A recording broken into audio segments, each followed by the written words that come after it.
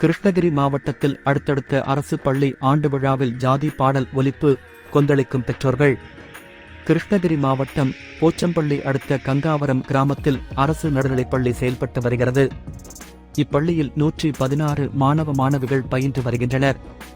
இந்நிலையில் கடந்த 26ஆம் தேதி புதன்கிழமை அப்பள்ளியில் ஆண்டு விழா நடைபெற்றது.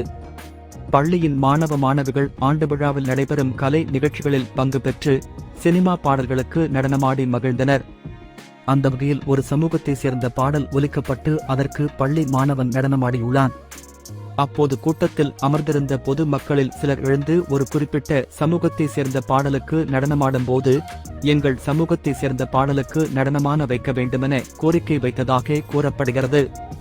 இது சம்பந்தமாக விவாதம் நடைபெற்ற நிலையில் தொடர்ந்து வாக்குவாதத்தில் ஈடுபட்டுள்ளனர். இதன் காரணமாக ஆண்டு விழாவில் பிரச்சனை ஏற்பட்டுள்ளது. அப்போது அவர்களை சமாதானப்படுத்தி பள்ளியை விட்டு வெளியேற்றியுள்ளனர். பின்னர் முழுவதுமாக ஆண்டு விழாவை முடிக்காமல் பாதியிலேயே ஆண்டு விழாவை வேக வேகமாக முடித்ததாக கூறப்படுகிறது.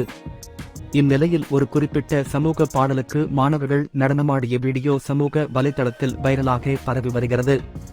கடந்த மாதம் இதேபோல் கிருஷ்ணகிரி மாவட்டம் போச்சம்பள்ளி அடுத்த சோப்பனூர் அரசு நடுநிலைப்பள்ளியில் நடைபெற்ற ஆண்டு விழாவில் ஒரு சமூக பாடலுக்கு மாணவர்கள் நடனமாடியதாக எழுந்த சர்ச்சையில் அப்பள்ளியின் தலைமை ஆசிரியர் மற்றும் வகுப்பு ஆசிரியர் இருவர் பணி மாறுதலுக்கு ஆளானார்கள்.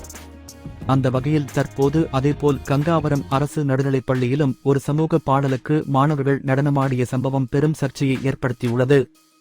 இதுகுறித்து கங்காவரம் அரசு நடுநிலைப்பள்ளி தலைமை ஆசிரியை ஜோகனா மேரி அவர்களிடம் கேட்டபோது ஒரு சமூக பாடலுக்கென்று மாணவர்கள் நடனமாடவில்லை என தெரிவித்தார்.